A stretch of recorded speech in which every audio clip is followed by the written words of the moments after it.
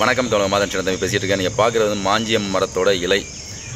இப்படி தான் அந்த இலைகள் இருக்கும். மாஞ்சியம் மரத்தோட இலை இருக்கும். பூக்கிற சீசனில் பார்த்தீங்கன்னா மஞ்சள் கலரில் பூக்குங்க. அருமையான டிம்பர் வேல்யூ உள்ள மரம். 4 இலை நேரத்தை கடத்தாதீங்க. இந்த செடிகள் வந்து ஈசா போல் நர்சரியில் கிடைக்கிது. வேறு உங்களுக்கு கிடைக்கிறதே இல்லை, இங்கே கிடைக்கிறதே இல்லை. ஈசா செக் பண்ணிக்கோங்க. தமிழ்நாட்டில் பல பிரான்ச்சஸ் இருக்குது. ஏதாச்சும் ஒரு பிரான்ச்சில் செக் பண்ணி பாருங்கள், கிடைக்கும். இந்த செடிகளை வாங்கி நடுங்க. இதான் சொல்கிறேன்னா விரைவில் பயனுக்கு வரக்கூடிய மரங்க. அது ஒரு 20-25 வருஷத்தில் மரத்தை நீங்கள் வந்து அறுக்கலாம். அவ்வளோ ஒரு ஜைஜாண்டிக்கான வுட்டுங்க. அது நல்ல சூப்பராக இருக்கும். இதோட தன்மை எனக்கு எப்படி தெரியும்னா, என்னோடய மரம் காற்றுல வந்த மரத்தை அறுத்து பார்த்து, என்னோடய காற்றுல வந்த மரம் போட்ட விதையில் முளைச்ச செடி தான் அது. சரியா, அந்த மரம் இது வந்து சின்ன மரம் தான், மரம் பெருக்கும் அது. சரியா, இது அதாக விழுந்து முளைச்சது. அதனால் மாஞ்சியத்தை நேரத்தை நாள்கள் கடத்தாமல் வாங்கி நடுங்க. அருமையான மரம். 25 வருஷம் 20 வருஷத்தில் உங்களுக்கு வந்து ஒரு பயனுக்கு வரக்கூடிய மரம்ங்க. ரேகைத்தன்மை அதிகமாக இருக்கும்.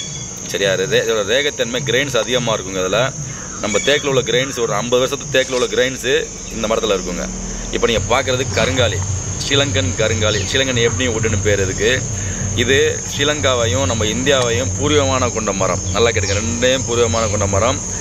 நம்ம கேரளாலையும் தமிழ்நாட்டு மலைப்பகுதியிலையும் அதிகமாக காணப்படக்கூடிய மரம் இந்த கருங்காலி. இதோட வயசுன்னு பார்த்தீங்கன்னா முதிர்ச்சி தன்மை 100 வயசை தாண்டணுங்க. சரியா, மரங்கள் வந்து 100 வயசை தாண்டணும் இது முதிர்ச்சி அடைகிறதுக்கு. மரத்தின் பேர் கருங்காலி. கருங்காலிலே பல வகைகள் இருக்குங்க. என்னடா கருங்காலின்னு சொல்லிட்டு முள்ளு கருங்காலிலாம் இருக்குது, அந்த அடுத்த காணொலியில் வைக்கிறேன்.